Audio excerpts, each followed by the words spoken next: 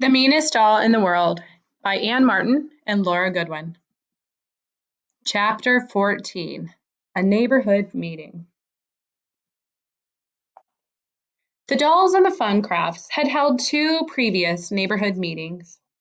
The first had taken place several months earlier after Tiffany had overheard a discussion in which she thought the Palmers had decided to get a dog. The second one had taken place the previous day, and Annabelle and Tiffany had known nothing about it. Their families had met to discuss what they should do if the girls didn't return very soon. Now the girls were back, and the families needed to meet again. "To get rid of this menace we brought with us," said Annabelle, feeling guilty. The meeting was held in the dolls' parlor. The 7 grown-ups crowded onto chairs and the sofa. Annabelle, Tiffany, Bobby, and Bailey sat on the floor. Baby Betsy and baby Brittany had been settled with quiet toys in the dining room where Nanny could keep her eye on them. At first, everyone tried to face out into Kate's room so they could watch for Mean Mimi, but it was very difficult to carry on a conversation when everyone was looking in the same direction.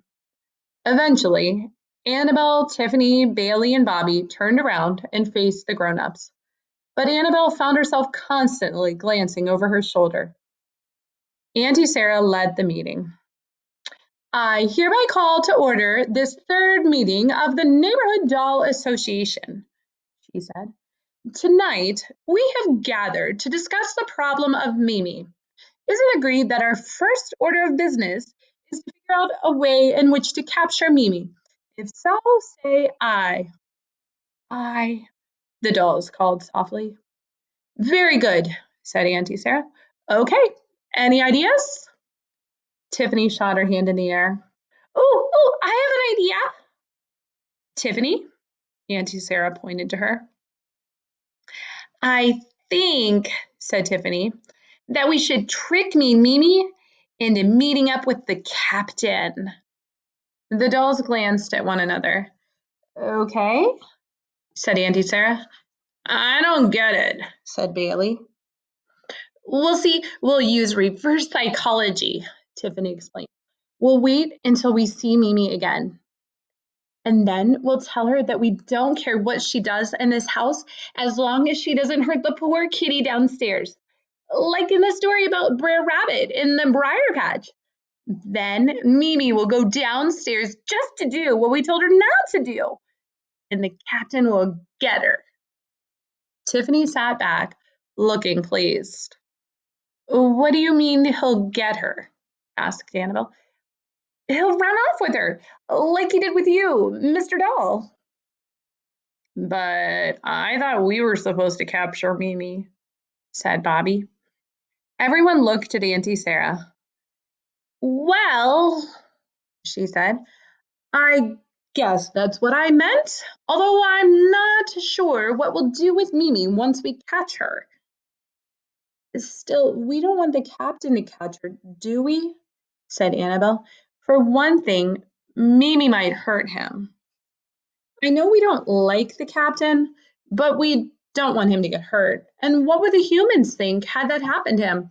Plus, Mimi would probably just escape from him, and then we'd be right back where we started." Annabelle paused. "I'm sorry, Tiffany. I think that's a clever idea. I really do, but I'm not sure it would work out in the end." After a moment, Papa Doll said, "I think it's clear we have to set this trap ourselves. I'm just not sure what kind of trap it should be." "Maybe something involving a spider's web," said Auntie Sarah thoughtfully. "Spiders' webs are very strong, you know, strong enough to ensnare large wriggling insects." "But strong enough to ensnare a large wriggling doll?" asked Annabelle.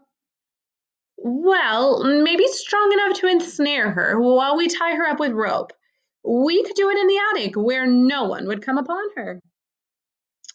"And then we would bring her downstairs all tied up?" asked Nanny.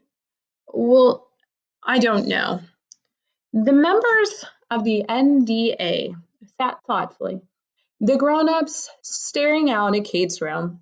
And finally, Auntie Sarah said, "Perhaps we should move on to the second order of business.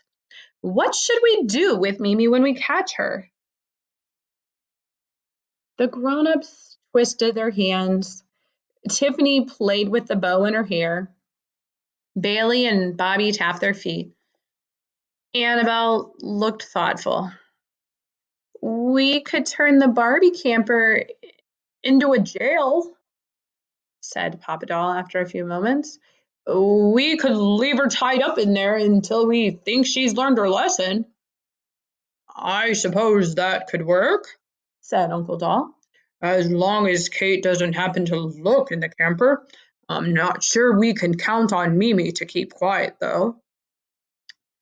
"What if," said Mama, "we treated Mimi with kindness while she was in the camper?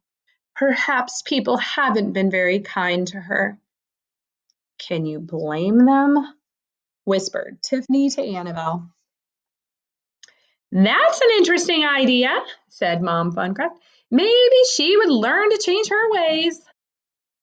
"I like the idea of trapping her in the camper," said Nanny, "but I don't think she needs kindness. I think she needs discipline." "Discipline can be administered with kindness," said Auntie Sarah. "Humph," said Nanny. Bailey raised his hand. "Bailey," said Auntie Sarah. "I bet Mimi doesn't know how to have fun," he said. "Maybe she needs to have fun, like in that song, 'Girls Just Want to Have Fun.'" "Yes, more quality fun," said Dad Funcraft. "Plus, trapping her would be fun for us," added Bobby. "That doll does not need fun. She needs reform," thundered Uncle Doll, and everyone quickly turned their attention to Kate. But she slept on. Uncle Doll composed himself. "Pardon me," he said. "So, what exactly are we going to do?"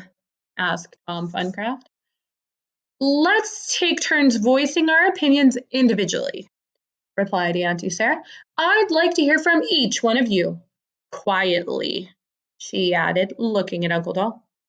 "Okay, I'll start," said Dad Funcraft. "I think we should trap Mimi, but I'm not sure how. I don't know how that spider's web is going to work. And then, after we trap her, we'll bring her to the Barbie camper and teach her to have a little fun. She needs to let her hair down and have fun." "I agree with Dad," said Mom Funcraft. "I think," said Mama Doll, "that we should trap her somehow, but I'm not sure about the spider's web either. And take her to the camper where we'll show her kindness." "I agree with Mama," said Papa Doll. "I think we should take her to the camper for discipline," said Nanny. "I agree with Nanny," said Uncle Doll. "I don't really care what we do with her as long as we trap her," said Bobby. "Yeah," agreed Bailey and Tiffany. Clearly, we'll have to give more thought to setting a trap," said Auntie Sarah. "Annabelle, what do you think we should do?" Everyone turned to Annabelle. "I think," said Annabelle softly. She hesitated. "I think that before we do anything, we should all take deep breaths." "What?" said several of the dolls after a moment of uncomfortable silence. "We need to take deep breaths," Annabelle repeated patiently. "What Mimi is doing to us is terrible. She's trying to make us afraid, afraid to move about, afraid to live our lives, afraid to be free. But we don't have to let her. No one can make us feel anything.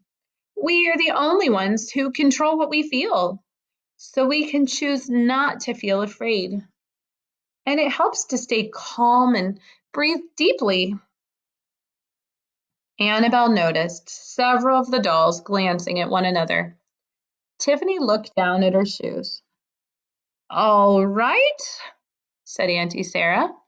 "That's fine, but is there anything you think we should do about Mimi?"